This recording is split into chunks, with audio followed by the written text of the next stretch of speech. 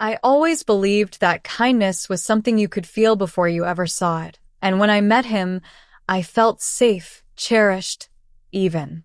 But the night his mother quietly pressed a folded note into my hand beneath the dinner table, everything inside me shifted. Her eyes were full of something I couldn't name then: fear, regret, and urgency. I thought it was about our relationship, or maybe some family drama she didn't want to discuss out loud. But the truth inside that note would later change everything I believed about love, danger, and myself. Stay with me until the end, because the warning she gave me might be the warning you never knew you needed. I wasn't looking for love when I met Adrian Vega. I wasn't even looking for anything new at all. My life in Houston was simple: work at the medical billing office during the day, unwind with a quiet audiobook at night, and try to rebuild myself from the heartbreak that still lingered behind old memories. But the day he stepped into our office, all tall confidence and warm politeness, something inside me stirred. Not butterflies. Not attraction at first sight. Something calmer. Like recognition. Like relief. He wasn't one of those loud, charismatic guys who knew they were attractive. No, Adrian had a softness about him. The way he listened, the way he asked questions like he cared about the answers. He held doors open, remembered tiny details, and never pushed for more than I was ready to give. For once, I didn't feel like I had to shrink myself to be likable. And maybe that was why I fell so easily. We had been dating for just under 3 months when he invited me to dinner at his mother's home. "This is a big step," he said with a shy smile, brushing his thumb across my knuckles. "She's going to love you." I told him I wasn't worried, but the truth was, I was. Not because I feared judgment, but because something in his voice, in the tremble beneath his smile, felt almost too eager, too hopeful, as if he needed the evening to go well, as if it mattered more than I understood. His mother's house was a charming, well-kept place in an older neighborhood near Memorial Park. The porch light glowed warm, and the smell of sautéed garlic drifted into the cool evening air as we approached the front door. "She cooks when she's nervous," Adrian whispered with a laugh. I laughed too. I liked him best when he was vulnerable like that. His mother, Elena, opened the door before we even knocked. She was elegant, silver-streaked dark hair pulled back, a soft cream sweater, and deep, intelligent eyes that seemed to study me with more intensity than warmth. "Sienna," she said, holding my hands with surprising affection. "It's so good to finally meet you." I smiled politely and told her it was lovely to meet her too. Dinner was normal, too normal, in a way that felt rehearsed. Elena asked the polite questions. I gave the polite answers. Adrian kept squeezing my knee under the table, as if reassuring himself that everything was going well. But there were moments, small ones, when I caught Elena watching me with something like urgency. No, not urgency. Worry. Like someone trying to solve a puzzle before time ran out. At one point, she dropped her napkin, and when I leaned down to pick it up for her, she gently grasped my wrist and slipped something into my palm. A folded piece of paper, soft from being held too long, edges worn. She didn't look at me. She didn't speak. Her hand trembled. For the rest of dinner, the note burned against my palm like a live coal. What could possibly be so important that she couldn't say it out loud? What was she hiding from her own son? And why did her eyes keep darting toward him while avoiding mine? I didn't open the note until I was home, sitting at the foot of my bed, still wearing the outfit I'd worn to dinner. A pale blue dress Adrian said brought out my eyes. My fingers were shaking as I unfolded the paper. There were only 6 words written, in a hurried, desperate scrawl. "Leave him before he hurts you." I dropped the note as if it had burned me. Hurt me? Adrian? The man who held me with tenderness? Who spoke gently, who listened deeply, who treated me like something precious. Nothing made sense. Absolutely nothing. And yet, her fear was unmistakable. I didn't sleep, not because I was scared, but because I kept replaying every moment, every look, every strange flicker of tension during dinner. One question haunted me far more than the words on the note. Why couldn't she say it in front of him? Because warnings like that only come from people who already know exactly what someone is capable of. I stared at that note for hours. Those 6 words kept echoing in my mind, twisting through me like cold wind through an open window. Leave him before he hurts you. If it had come from anyone else, a jealous ex, a bitter friend, a stranger, I might have rolled my eyes and thrown it away. But it didn't. It came from his mother, a woman who should have been thrilled that her son found someone who made him happy. A woman who watched him all night with a quiet sadness, like she was looking at someone she loved but no longer understood. A woman who looked at me like she wanted to save me. I told myself I was overreacting, that maybe she had misunderstood something, or maybe she was warning me about his flaws, emotional immaturity, commitment issues, something normal, something human. Yet those words weren't the words of someone describing normal flaws. They were the words of someone afraid. The next morning, Adrian showed up at my apartment with a bag of breakfast, like he always did on Saturdays. He knew I loved the pecan waffles from a local cafe, and he always brought extra syrup, even though he didn't use any himself. He walked in with that same warm smile, that same gentle energy, but now I saw the cracks.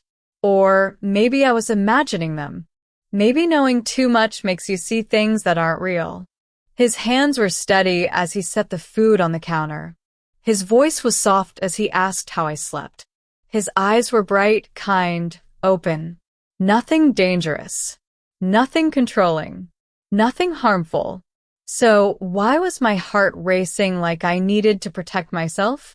When he stepped closer and placed a hand on my cheek, I searched his expression for anything at all, that matched the warning scribbled on that note.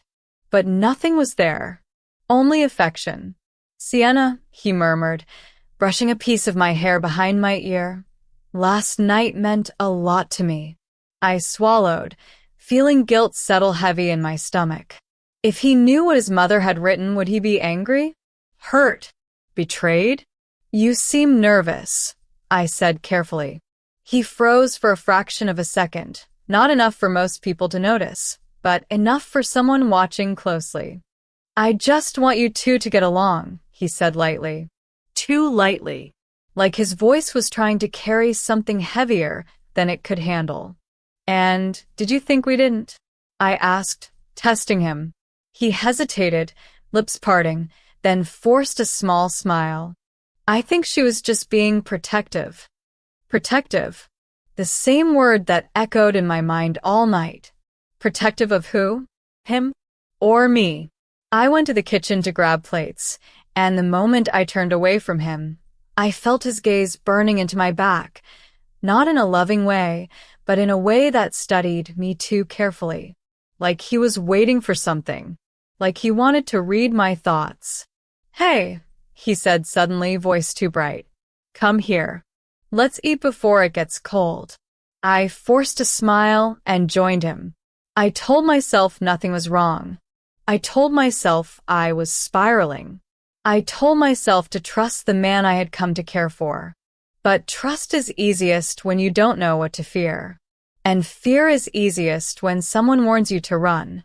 After breakfast, we walked around Buffalo Bayou Park. The sun shimmered on the water. Families jogged past, dogs barked happily, and everything felt normal. But Adrian wasn't. He held my hand tighter than usual. His questions were more pointed. His gaze lingered longer.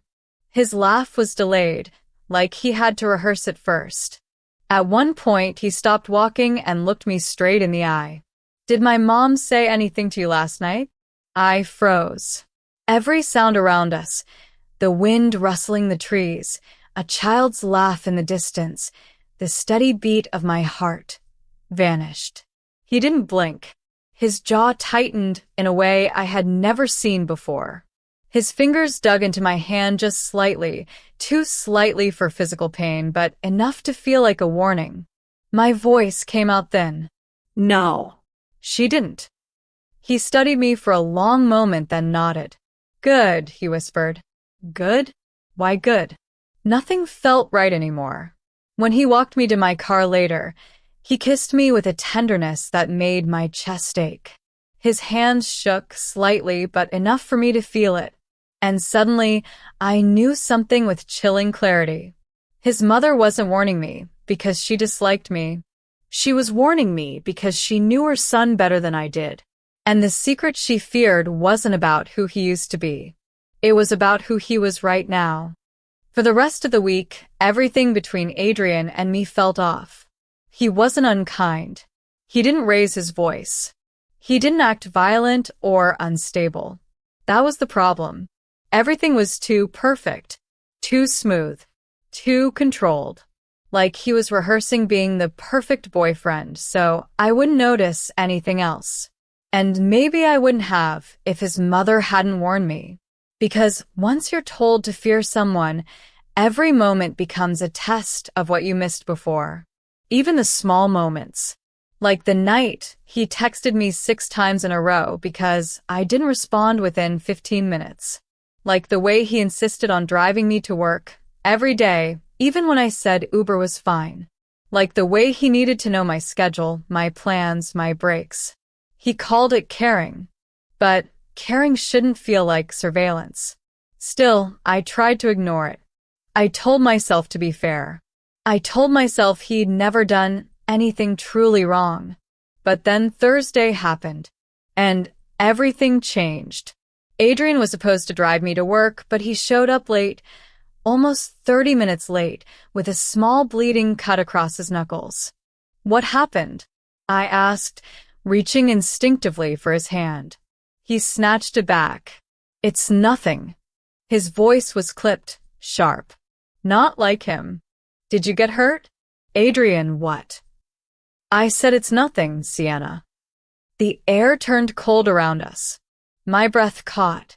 We drove in silence. Tension pressed between us like glass.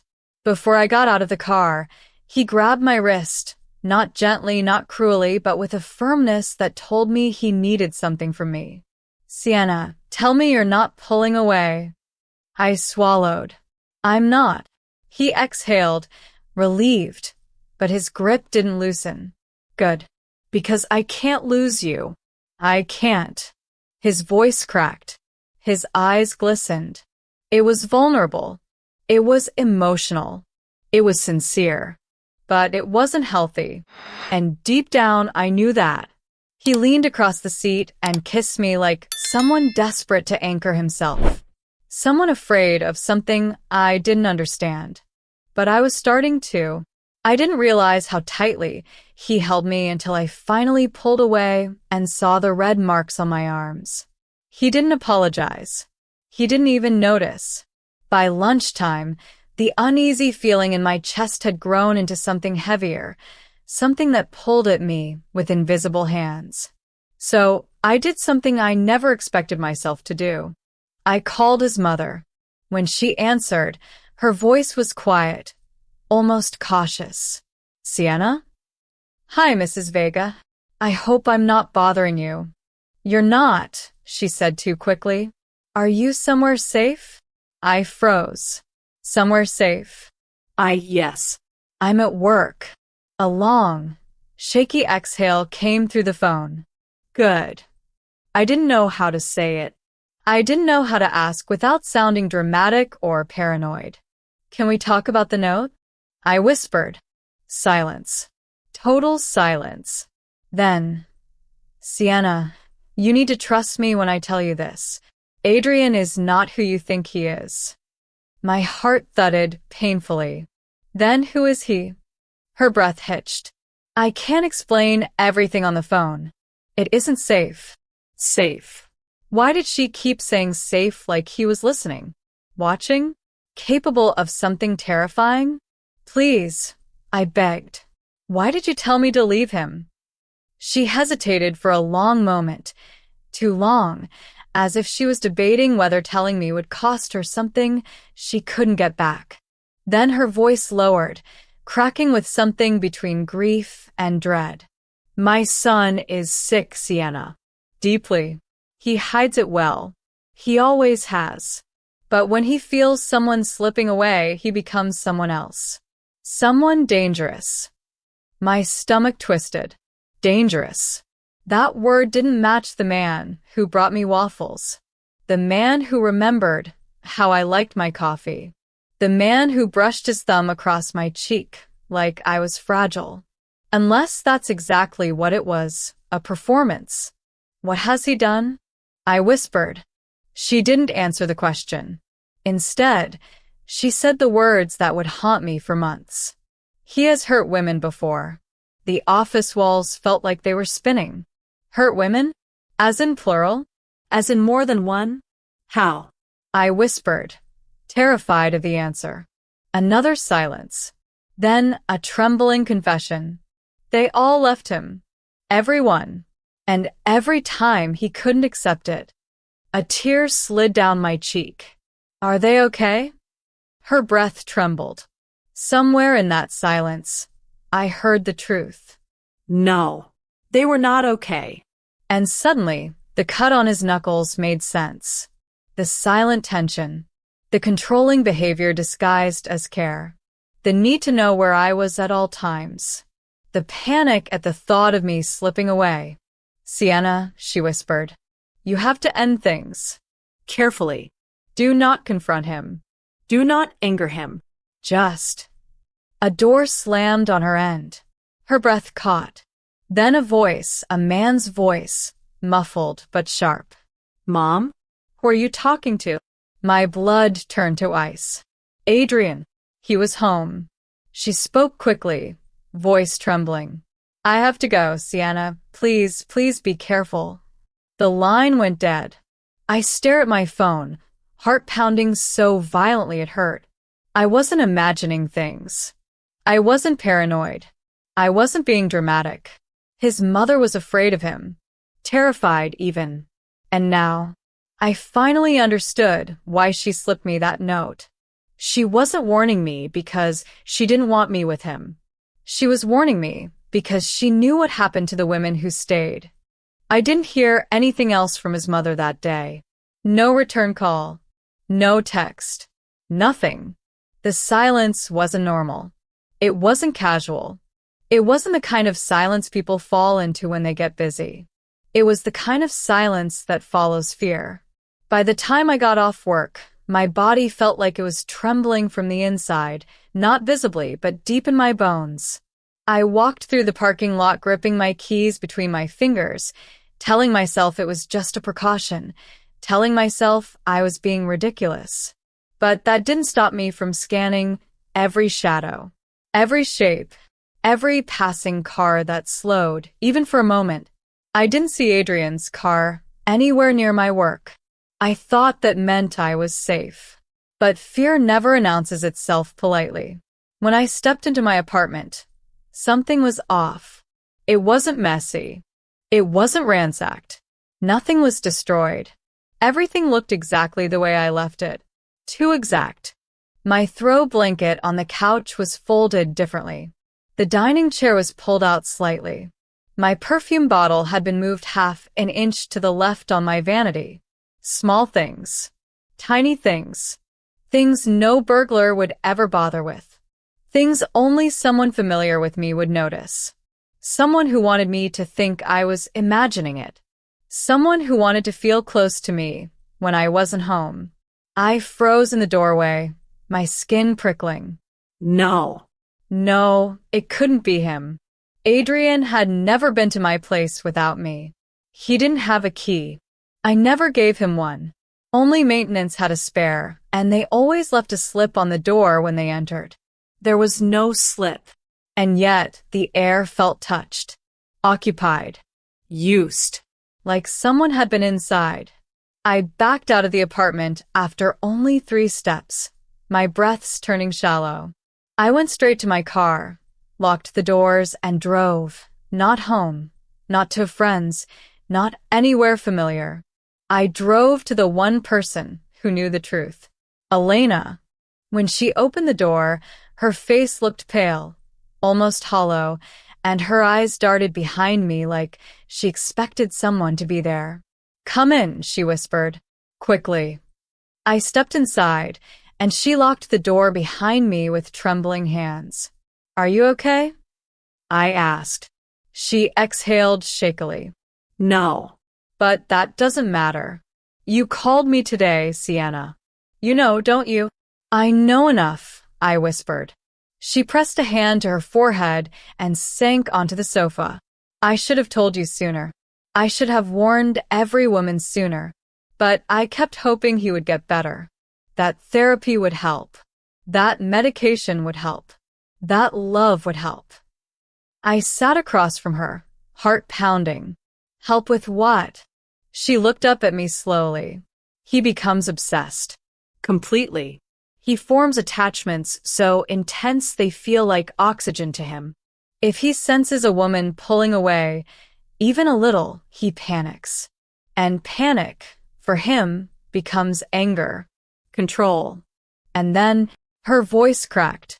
And then people get hurt." I swallowed hard. What happened to the women before me? Her fingers trembled. One filed a restraining order. One moved out of state. One was hospitalized. My stomach dropped. "Hospitalized?" She nodded. "He didn't intend to. But obsession doesn't care about intention." My voice came out barely audible. "Is that why you slipped me the note? Because you thought I was next." "I knew you were next," she breathed. "The way he looked at you, the way he needed you, the way he followed you with his eyes like he couldn't breathe without knowing where you were." Tears rushed to my eyes. "He's been in my apartment," I whispered. Her breath caught. Her whole body went still. "Are you sure?" Yes. Things were moved. Slightly. Enough to know. And he asked me this morning if I was pulling away. Elena shot up from the couch, panic filling her eyes. "Sienna, you need to leave him. Not tomorrow. Not next week. Now." "I know," I whispered. "I just don't know how." She grabbed my hands, gripped tight and desperate. "Do not break up with him alone. Do not tell him in person. Do not be anywhere isolated with him." My chest tightened with fear. "I won't," I promised. She nodded, breath shaky. Good. "That's good. You're smart. And you seem calm, which means you still have control. That's important." He can sense fear. I swallowed. "Elena, where is he now?" She paused, then shook her head slowly. "I don't know. He left earlier. He said he had something to take care of. Something cold and heavy lodged in my stomach. Something I didn't want to acknowledge. Something I didn't want to name. But the truth was undeniable. Adrian was spiraling. And spiraling people don't drift quietly. They snap." My phone buzzed in my pocket. I pulled it out with shaking hands. A single text from Adrian lit up the screen. "Why aren't you home?" My blood went cold. Home? Home, where he had already been. Home, where he expected me to return. Home, where he thought I belonged. Then a second text came through. "We need to talk." And then, "Don't ignore me." Elena looked over my shoulder, and her face drained of color. "Sienna, you need to go somewhere safe. Right now." I grabbed my bag, adrenaline surging. "Where should I go?" Her voice was barely a whisper. "Somewhere he'll never think to look for you." I took one step toward the door. Then my phone buzzed again. This time with a photo. A photo taken at my apartment building. From the parking lot. My parking lot. The message underneath made my heart stop. "Come home. I'm waiting." The photo of my apartment parking lot stared back at me from my phone screen, cold and deliberate. My car wasn't in the photo, which meant he had taken it after I left for work. He had been watching, waiting, tracking. My breath stuttered, a sharp sound in my throat, and Elena gripped my arm to steady me. "Sienna, look at me," she whispered, her voice trembling. "Do not go home. Not now. Not tonight. Not ever again until someone is with you." I nodded, but my hands were shaking so badly I could barely hold my phone. "He's there," I whispered. "He's really there." She swallowed hard. "He wants control. Not conversation. Control. And once he thinks he's losing you." Her voice faded into dread. I didn't need her to finish the sentence. I felt the rest of it in my ribs. "He becomes dangerous." I backed away from her front door like the wood itself might break open. "I need to leave. Right now." "Good," she said, grabbing her purse. "I'll take you." "No," I said quickly. "If he sees me get into your car, he'll know where I went. You'd be the first place he'd look." Her silence was confirmation. She knew I was right. "Where will you go?" she asked. There was only one place I knew he would never think to look. Not yet. Not tonight. But I didn't tell her. I couldn't risk saying it out loud if he somehow found her phone, or followed her, or watched her windows from the street. "I'll text you when I'm safe," I promised. She squeezed my hands, tears in her eyes. "Please, Sienna, don't underestimate him. He can love like a fire. Warm at first, then burning everything it touches." A chill slid down my spine. I left through her back door, cutting through the neighbor's yard, and ducked into the trees that lined the street. From there, I walked fast, almost running, keeping my head down until I reached the main road where a rideshare could pick me up without drawing attention. Every passing car felt like a threat. Every shadow felt like him. Every sound made my chest tighten. When my Uber arrived, I climbed in and forced myself to breathe. "Where to?" the driver asked gently. I gave him the address of a hotel downtown, one with security, cameras, and staff who didn't give out room numbers without permission. Someplace where Adrian couldn't slip inside unnoticed. The moment the car doors locked, my phone vibrated again. Another message from Adrian. "Why aren't you answering?" Then, "I'm worried about you." Then, "Please come home. We'll talk." And a final one. "I saw your lights were off. Are you avoiding me?" Ice flooded my veins. He didn't just take a picture earlier. He was still there, watching, circling, waiting. My breaths became shallow, my body trembling under the pressure of fear I couldn't outrun. The Uber driver glanced at me through the rearview mirror. "You okay back there?" I forced a tight smile. Yeah, just a rough day." He didn't believe me, I could tell, but he didn't push. We pulled up to the hotel, brightly lit and busy enough to feel safe. At the front desk, the clerk checked me in without asking questions. The moment the door to my room clicked shut, I collapsed onto the floor, shaking with the kind of terror that only arrives when denial finally breaks. This wasn't paranoia. This wasn't imagination. This wasn't me overthinking. He was watching me, tracking me, anticipating me. And now he knew something was wrong. I curled my knees to my chest, breathing slowly, trying to calm the storm inside me. I needed a plan. I needed to end things. I needed to get away from him without setting him off. Because Elena was right, confrontation wasn't safe. My phone buzzed again. Reluctantly, I picked it up. A new message from Adrian. "I know you're not home. So where are you?" My heartbeat pounded in my ears. Then another message, seconds later. "Did you go to my mom's?" Terror clawed at my throat. He knew. He knew. My fingers went numb. And then came the message that made my entire body go cold. "I'm coming to find you." I stared at the screen, unable to breathe. I hadn't told him where I was. I hadn't posted anything. I hadn't said a word, but somehow he sounded sure. Like he already had an idea. Like he already had a plan. A loud knock thundered against my hotel door. I froze. The knocking came again. 3 sharp, deliberate hits. I didn't move. I didn't speak. I didn't breathe.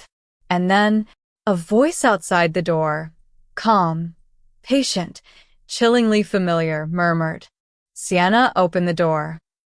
I sat frozen in that cheap plastic chair at the diner, my hands shaking on either side of the wrapped napkin.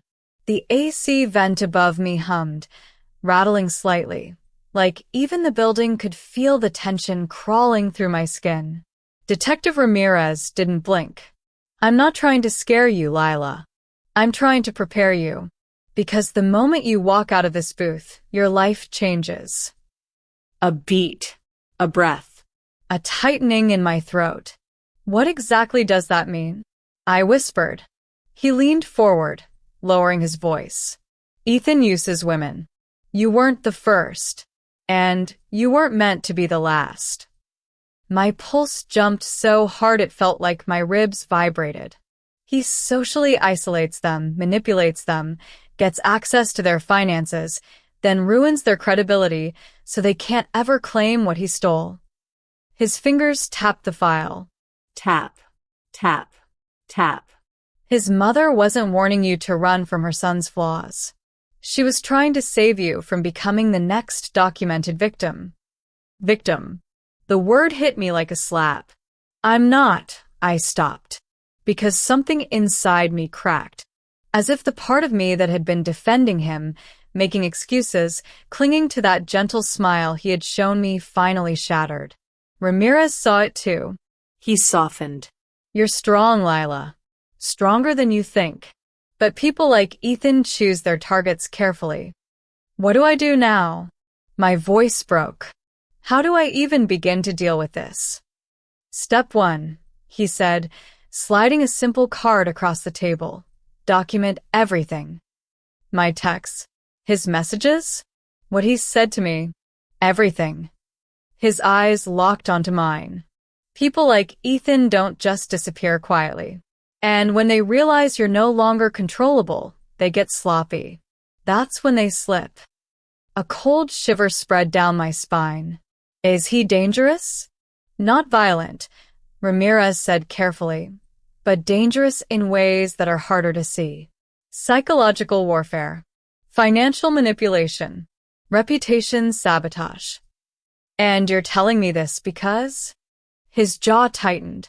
"Because someone inside his circle tipped us off that he was targeting someone new, and that person matched your description."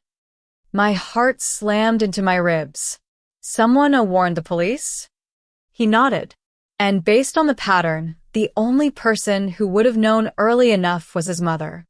It felt like all the air left my lungs.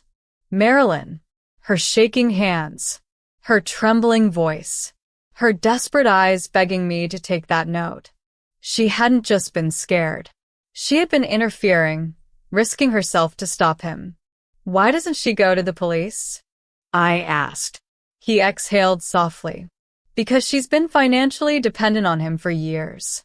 And because he's built an entire facade around being the perfect son, the advocate for vulnerable women, the guy everyone loves." He paused. "People don't believe victims when the abuser is charming." My throat tightened because yes, that was exactly who Ethan was. The man strangers adored instantly. The man who could talk himself into any room and talk his way out of any consequence. Ramirez opened the file just enough for me to see a blurred photo. I didn't want to look. I did anyway. A woman my age. Eyes hollow. Shoulders slumped like they carried years of invisible weight. A dated report beside her image. Financial exploitation. Emotional coercion. Identity theft indicators. My stomach churned. That was 2 years ago. Ramirez closed the folder gently. She disappeared from Texas 6 months later. Her family still hasn't found her. The floor under my feet felt like it tilted sideways. I I could have ended up like her. You still could, he said quietly, unless you let us help. I squeezed my trembling hands together. So, what do you need from me? His answer came without hesitation. Courage. And the truth. When I stepped outside the diner, the sunlight didn't feel warm. The street didn't feel safe. Every car that slowed made my breath hitch. Houston felt different, like it was holding its breath with me. I forced myself to walk toward my apartment, one slow step at a time, not because I felt brave, but because running would make me pray. Half a block from my door, my phone buzzed. Ethan. My throat tightened painfully. Hey, sweetheart, haven't heard from you today. Everything okay? Sweetheart. The same word he probably used for the woman in that file. The woman who vanished. A quiet strength rose inside me, steady and unfamiliar. I typed one sentence. We need to talk. And for the first time since meeting him, the fear inside me didn't control my fingers. I did. The text sat on my phone screen like a lit fuse. We need to talk. I stared at it for several long seconds, my heart hammering against my ribs. Every instinct screamed at me to delete it, to run, to disappear. But I couldn't. Not anymore. Not after what I had discovered. I called Detective Ramirez first. I'm going to confront him, I said, voice steady but tense. Good. Do it safely, he said. And don't go alone. I nodded, though I felt the heaviness in my chest like lead. He instructed me to meet him and another officer nearby, just in case. Relief and terror warred in equal measure. I arrived at the apartment, hands trembling as I unlocked the door. Everything was pristine. Too pristine. The faint scent of his cologne lingered, and my stomach twisted. He knows, I whispered under my breath.